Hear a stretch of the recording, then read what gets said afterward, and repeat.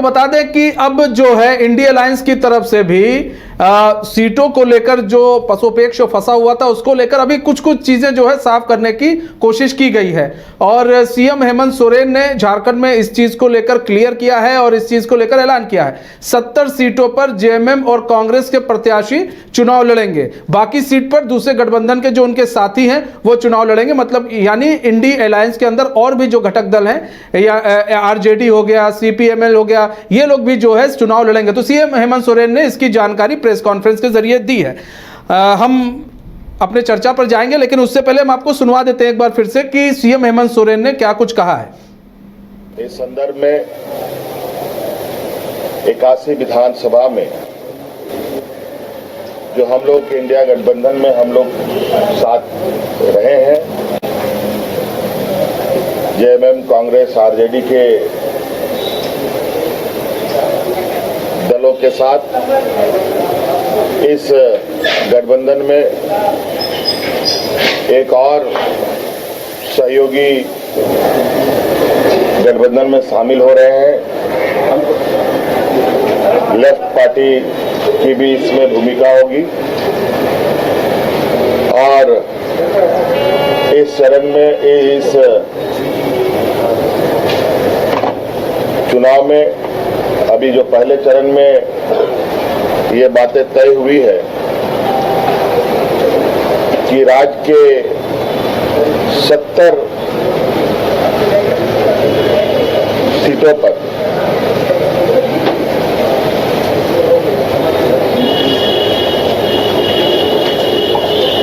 India गठबंधन के JMM, Congress के प्रत्याशी होंगे और जो बचे विधानसभा सीट है, जो संख्या है, उस पे हमारे सहयोगियों के साथ जो कुछ लोग अभी आ रहे हैं, कुछ लोग दूर हैं, कुछ लोग पास हैं, उनके साथ बैठकर बाकी जगहों की भी कौन किस में चुनाव लड़ेगा ये तय कर लिया जाएगा। अभी तक ये हम लोगों ने निर्णय लिया है। देखिए, हमने बताया कि 70 सीटों पर हम लोगों ने पहले सहमति बनाई है और चूंकि ये बातें अभी हम आपको नहीं बता सकते क्योंकि हमारे घटक दल भी अभी कुछ लोग हैं जिनको अभी यहाँ पर हमारे साथ मौजूद नहीं है। जब वो हमारे साथ होंगे, आपको कौन कितने जगहों पर चुनाव लड़ेगा और कहाँ चुनाव लड़ेगा, ये भी आपको विस्तृत रूप में बताने का हम स्पष्ट रूप से करेंगे। हम लोग तो 70 वाला तो बता दीजिए, 70 आंकड़ा में वो भी बता देंगे, वो भी बता देंगे। तब तो जिज्ञासा बनी रह गई।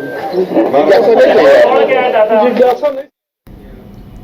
तो अभी आप सुन रहे थे सीएम हेमंत सोरेन को, उन्होंने साफ किया कि 70 जो सीटें हैं, 70 सीटों पर जेएमएम और कांग्रेस के प्रत्याशी जो है वो चुनाव लड़ेंगे, बाकी सीट पर उन्हीं के जो घटक दल के जो सहयोगी हैं वो उन सीटों पर चुनाव लड़ेंगे। जो बची हुई सीटें हैं, सीएम हेमंत सोरेन ने इसकी जानकारी दी है। हमारे साथ हमारे वरिष्ठ सहयोगी राकेश रंजन भी जुड़ चुके हैं, हमारे साथ जुड़ चुके हैं इस पूरी चर्चा में, और हमारे साथ मदन भी जुड़ चुके हैं, हमारे ब्यूरो चीफ मदन। पहले मदन का रुख कर लेते हैं। मदन, यहाँ पर बात की जाए, सीएम हेमंत सोरेन ने ये चीज़ तो क्लियर कर दी है कि 70 सीटों पर आज मतलब जो सीटों पर चुनाव लड़ेगी कांग्रेस और जेएमएम प्रत्याशी उतारेगी, लेकिन इसमें एक चीज़ और भी है, सीट कितनी कितनी दी जाएगी इसको लेकर क्लियर नहीं किया गया है। क्यों? क्या अभी बात नहीं बन पाई है? ये जल्दबाजी में लिया गया फैसला है? क्या है ये? देखिए, कल से ही बैठकों का दौर जारी है। लगातार अगर आप देखें तो अलग अलग दलों के साथ मुख्यमंत्री हेमंत सोरेन की बातचीत जो है जारी है। रात की दो तस्वीरें निकलकर सामने आई, जिसमें पहला कि जो आरजेडी के नेता हैं तेजस्वी यादव, उनसे मुख्यमंत्री हेमंत सोरेन मुलाकात करते हैं। वो भी अपनी बात सीटों को लेकर के मुख्यमंत्री हेमंत सोरेन के सामने रखते हैं। उसके बाद वाम दलों के नेता जो है मुख्यमंत्री हेमंत सोरेन से मुलाकात करते हैं और उसके बाद फिर कांग्रेस के नेता भी मुलाकात करते हैं और उसके बाद बाद अगर आप देखें तो आज दिन में अचानक से मुख्यमंत्री आवास से प्रेस वार्ता बुलाई जाती है और उसके बाद यह अनाउंस की जाती है कांग्रेस के नेताओं के साथ ही सिर्फ कि जेएमएम और कांग्रेस जो है वो 70 सीटों पर चुनाव लड़ेगी।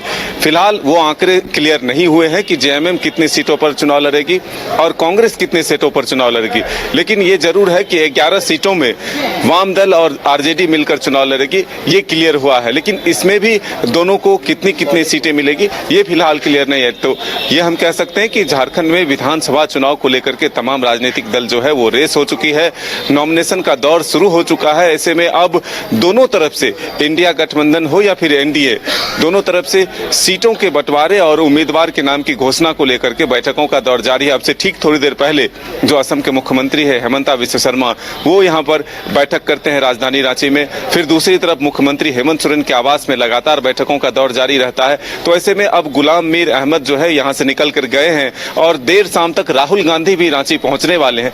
राहुल गांधी से भी मुख्यमंत्री हेमंत सोरेन की मुलाकात होगी। उसके बाद एक ज्वाइंट प्रेस कॉन्फ्रेंस फिर से रखा जाएगा जिसमें कि सीटों के आंकड़े बताए जाएंगे कि आरजेडी को कितना मिला, जेएमएम को कितना मिला, कांग्रेस को कितना मिला और वाम दल को कितना मिला, ये तमाम चीजें रखी जाएगा। हमारे साथ हमारे सहयोगी नीरज भी हैं। नीरज से हम जानेंगे कि आखिर मुख्यमंत्री हेमंत सोरेन ने अभी विस्तार से क्या बताया। देखिए, अभी कुछ देर पहले ही इस बात की घोषणा हुई कि जो हेमंत सोरेन है वो प्रेस कॉन्फ्रेंस करेंगे और ये अंदाजा लगाया जा रहा था संभवतः सीट शेयरिंग को लेकर ये घोषणा हो सकती है। और आपने देखा होगा मुख्यमंत्री हेमंत सोरेन थे जो पार्टी के कार्यकारी अध्यक्ष भी हैं, उसके साथ साथ प्रदेश प्रभारी थे कांग्रेस के गुलाम अहमद मीर, वो भी उसमें मौजूद थे और सीट शेयरिंग को लेकर उन्होंने घोषणा कर दी कि 70 सीटों पर कांग्रेस और झारखंड मुक्ति मोर्चा यहाँ पर चुनाव लड़ेगी और बचे हुए जो 11 सीट है वो वाम दल और आरजेडी को दिए जाएंगे। हो सकता है कुछ देर बाद एक और घोषणा होनी है, उसमें ये जो 11 सीट का जो सस्पेंस है वो भी क्लियर हो सकता है कि 11 सीटों में किसको कितना सीट दिया जाएगा। क्या 2019 में 7 सीटें आरजेडी को दी गई थी उतनी ही सीटें इस बार भी दी जाएगी या फिर वाम दल की सीटें इस बार बढ़ेगी, क्योंकि इंडिया गठबंधन के साथ वाम दल है। तो इसको लेकर जो है हो सकता है कि घोषणा हो, क्योंकि तेजस्वी यादव भी रांची में है, रांची में आरजेडी के कार्यकर्ताओं नेताओं से मुलाकात कर रहे हैं। तो वो भी हो सकता है कि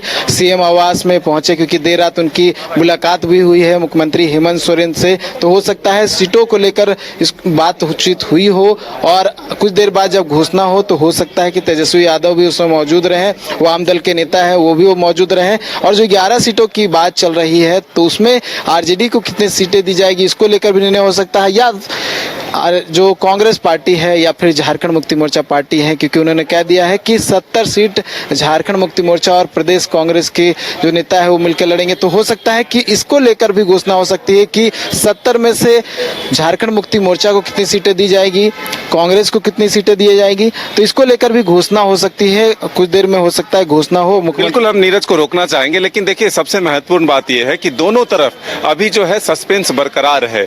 अगर आप एनडीए के बात करें तो एनडीए के घटक दल जो हैं उसमें भी कहीं ना कहीं मामला फंसा हुआ दिख रहा है, क्योंकि 10 सीट जो है आजसू को मिला है, 1 सीट जो है वो चिराग के पार्टी को मिला है और 2 सीट जो है वो जेडीयू को मिला है।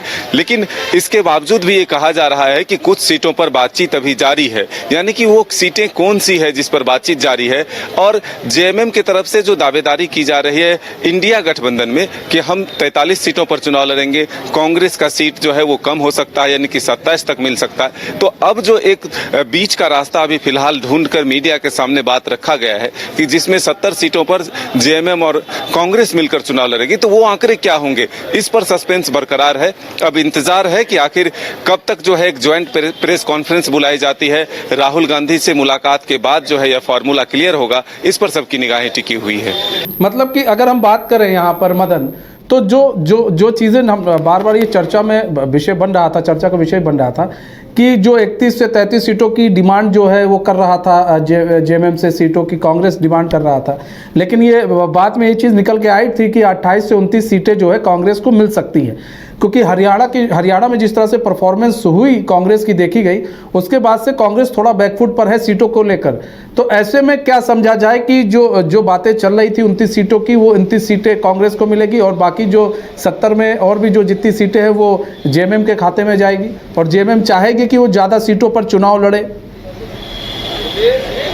देखिए, ये तो जरूर है कि जेएमएम की तरफ से अधिक सीटों का प्रेशर लगातार दिया जा रहा है और जो कुछ लोग शामिल हो रहे हैं वो जेएमएम कोटे से शामिल हो रहे हैं, तो ऐसे में सीटों के आंकड़े जो है वो जेएमएम की तरफ जरूर बढ़ेंगे, क्योंकि उनको उम्मीदवार बनाना है और इसी शर्त पर वो जो पार्टी का दामन थामे हैं। कल ही जिस तरह से 2 लोगों ने पार्टी का दामन थामा है, ऐसे में एक सीट तो जेएमएम के खाते में थी, लेकिन एक सीट जो है वो कांग्रेस के खाते में थी, तो एक सीट जो है वो बढ़ता हुआ नजर आ रहा है। लेकिन कांग्रेस का प्रेशर जो है पहले से 33 सीटों को लेकर था, जो पिछली बार से ज्यादा था, लेकिन जेएमएम भी पहले से ही 43 सीटों की मांग कर रहा था। तो ऐसे में अब ये देखना होगा कि ये 70 सीटों की जो बात की गई है, जो 70 सीट पे जेएमएम और कांग्रेस मिलकर चुनाव लड़ेगी, तो वो आंकड़े क्या होते हैं? 40-30 का आंकड़ा होता है या फिर 33-27 का होता है या फिर क्या आंकड़े होते हैं, ये देखने वाली बात है। महज कुछ घंटों का जो है इंतजार है, जब एक कंबाइंड प्रेस कॉन्फ्रेंस होगी जिसमें कि तेजस्वी यादव भी शामिल हो सकते हैं। राहुल गांधी